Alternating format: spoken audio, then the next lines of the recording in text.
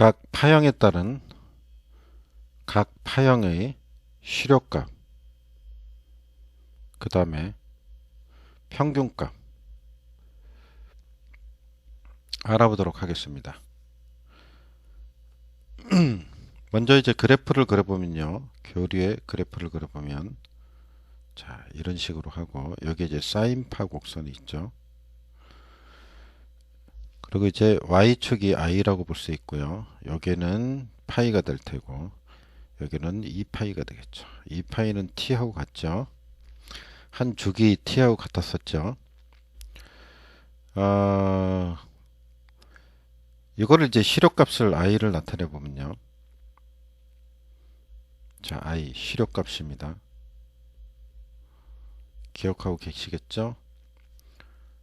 자, 이렇게 한 다음에 2파이 분의 1 한 다음에 인테그랄 0부터 어떻게 했죠? 2파이까지.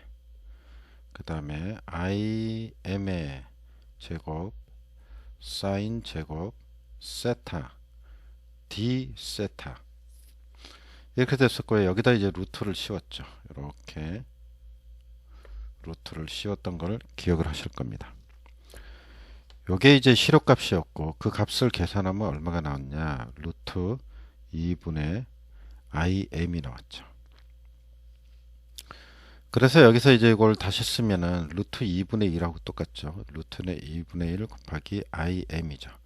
그럼 최대 전압의 몇 배냐? 루트 2분의 1인데요. 요걸 계산하면 0.707이 나오죠. 그래서 약 70.7%다. 최대값에 이렇게 얘기할 수 있고요. 평균값을 보겠습니다. 평균값은 어떻게 되느냐? 인테그랄 0부터 파이까지죠.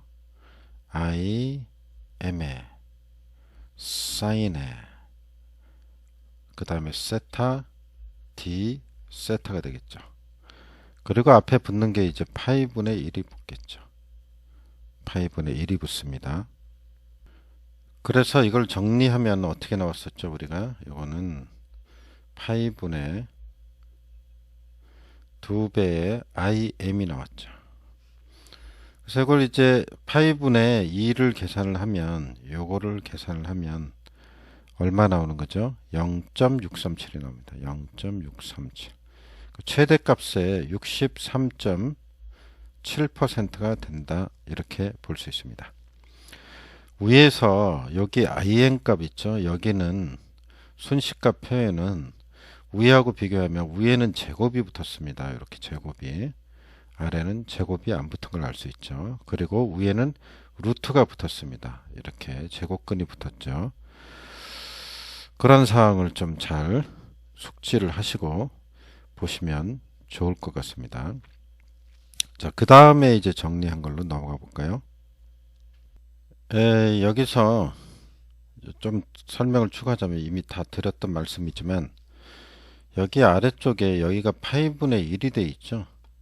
여기 위에는 보면 2파이분의 1이잖아요. 근데 왜 여기는 파이분의 1이냐? 한 주기 평균을 다 더하면 이쪽은 플러스고 이쪽은 마이너스이기 때문에 더하면 제로가 나옵니다. 그렇기 때문에 반주기를 내서 평균을 낸 거죠. 똑같은 게 두 개니까 둘 다 더해서 평균을 내나 반을 평균을 내나 똑같은 거죠. 근데 여기서는 이제 이렇게 방향이 거꾸로 돼 있으니까 엇갈려 돼 있으니까 제로가 되기 때문에 여기는 파이분의 1을 쓴 거고요. 그 다음에 여기는 이 부분은 역시 0부터 파이까지를 한 거죠. 여기부터. 그러니까 요거의 평균만 냈다 이렇게 생각하면 되죠. 어차피 여기 하나 마찬가지니까. 그래서 위에는 이제 한 주기 2파이를 기준으로 한 거고 아래는 파이 반주기를 기준으로 했다 하는 거를 체크하시기 바랍니다. 다음으로 한번 넘어가겠습니다. 일단은 지우겠습니다. 지울 게 아니고 여기다 덧붙여 갖고 설명을 하는 게 낫겠네요. 여기다 이제 그 그래프를 하나 더 그려 보겠습니다. 위에 거하고 이제 비교를 해 보세요. 비교를 해 보면 자, 여기 위에 올라가고 아래로 가야 되는 게 위로 와 있습니다. 그럼 위에 그림하고 아래 그림을 비교해 보면 똑같잖아요. 잘 보세요. 여기까지 실효값을 구하나, 요 면적 똑같죠. 여기까지 실효값을 더하나, 면적 똑같죠. 두 개가 똑같습니다. 그리고 이제 여기까지 평균을 구하나, 그죠? 반에서 평균을 구하나, 하여튼 평균은 같을 거 아니에요? 여기서는 이제 평균값으로 할 때는 요걸 두 개를 다 더야겠죠. 부호가 반대가 아니니까. 여기는 반대로 돼 있는데 여기는 제대로 돼 있으니까 주기를 이제 2파이로 해도 뭐 상관은 없겠죠. 어쨌든 결과는 똑같게 됩니다. 그래서 이거를 이제 뭐라 그러냐면 정현 전파라 그러잖아요. 정현 전파. 전파 파형이라 그럽니다. 자, 이 경우에는 어떻게 했냐? 위에 거는 이제 정현파라 그러죠. 그냥 정현파라 그러고 아래 건 정현 전파인데 이 경우는 어떻게 되냐? 위하고 같을 수밖에 없습니다. 두 개가 같을 수밖에 없습니다. 그래서 요거의 실효값은 어떻게 되냐? 실효값. 정현 전파의 실효값은 요 실효값하고 동일합니다. 그래서 똑같이 나오고요. 요거하고 똑같습니다. 이제 평균값은 어떻게 되냐? 평균도 마찬가지겠죠. 뭐 면적이 똑같은데 여기나 면적이 똑같잖아요. 그래서 똑같이 나옵니다. 그래서 요거를 실효값으로 선택을 하면 되겠습니다. 그러니까 정현파나 정현전파는 같이 나온다 이렇게 생각을 하시면 되겠습니다. 그 다음에는 이제 정현반파를 보겠습니다. 정현반파라는 거는 여기 부분이 없어지는 겁니다. 이 부분이 없어지는 거예요. 이 부분이 없어지는 걸 얘기합니다. 일단 좀 지우고 한번 보도록 하겠습니다. 먼저 이제 위하고 아래를 비교해 보시죠. 비교해 보시면은 위에는 동그란 게 두 개가 있죠. 아래는 한 개밖에 없죠. 여기는 없죠. 자, 그러면 요거는 이제 어떻게 될까요? 쓸 때 이렇게 써이죠. 자, 짝대기 긋고 그 다음에 2파이분의 1이 되고요. 한 주기죠. 지금 뭐 하는 거냐면 이거 하는 거 아니에요. 이거 하는 게 아니고 지금 이쪽 거 우리가 하고 있습니다. 이쪽 거 실효값하고 평균값을 하고 있는 겁니다. 비교해 보시라고 이제 이렇게 그냥 둔 거예요. 자, 그러면 여기서는 2파이 한 다음에 인테그랄 0부터 어디까지예요? 여기가 t죠. 2파이죠, 파이. 그러면 어떻게까지 해야 돼요? 파이까지밖에 없으니까 파이까지밖에 할 수가 없죠. 그죠? 파이 한다면 어떻게 돼요? im 제곱 사인 제곱 세타 d 세타가 되겠죠. 그 다음에 루트를 씌웠죠. 실효값에서는 루트를 씌웠습니다. 루트를 씌워서 나타내면 이게 실효값이 되겠죠. 그래서 이걸 계산을 하면은 실효값 계산을 하면은 어떻게 나오냐면 2분의 im이 나옵니다. 그래서 2분의 im이 나온다. 빨간 글씨를 써볼까요? 빨간 걸로 쓰고 싶네. 2분의 im이 나옵니다. 이걸 계산하면 이렇게 나와요. 그 다음에 이제 평균값을 보도록 하겠습니다. 평균값을 보면은 어떻게 쓸 수 있냐면 2파이분의 역시 1 반쪽밖에 없죠. 반쪽밖에 없어요. 그래서 반쪽이 아니죠. 여기까지 해야 되죠. 여기까지. 그죠? 여기까지 평균을 나눠야 되니까 쪽은 반쪽인데 2파이분의 1을 쓰고요. 그 다음에 이제 이렇게 한 다음에 0부터 반쪽밖에 없으니까 여기는 이제 파이를 써야죠. 여기 파이를 쓴 다음에 그 다음에 im의 사인에 세타 d 세타 이렇게 되겠죠. im의 사인 세타의 d 세타 이렇게 됐습니다. 요걸 이제 계산을 하면 얼마큼 나오냐면 값이 정현 반파인데요.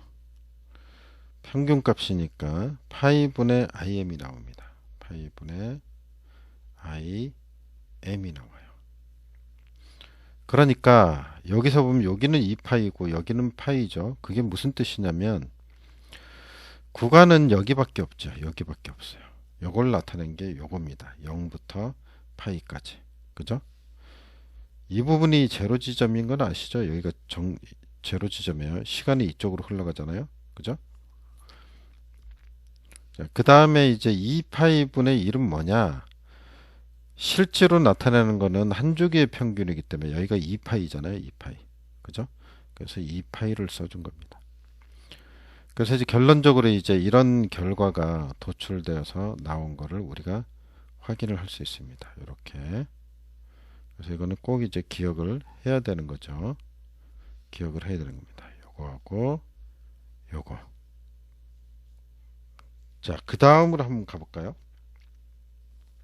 네, 이거를 뭐라 그러냐면 구형파라 그럽니다. 구형파라 그러는데 이거 잘 보세요. 이제 시료값하고 평균값이 있을 거 아니에요. 이거 뭐 간단하다고 봐야죠. 여기서 이제 그래프에서 보시면 알겠지만 요 지점이 최대값이죠. 여기 지금 제가 치고 있는데 여기가 요게 최대값입니다. 그러면 시료값은 어떻게 되느냐? 요게 시료값 i는 어떻게 되냐면 그냥 im이 되죠. 저 im 값이에요. 요게 im 아니에요. 요게 im. 요게 시료값이 됩니다. 그냥. 그래서 그냥 im이라고 쓰시면 돼요. 이게 한 주기가 여기까지잖아요. 여기. 한 주기까지의 시료값 아니에요. 그러니까 요거에 해당되는 거죠.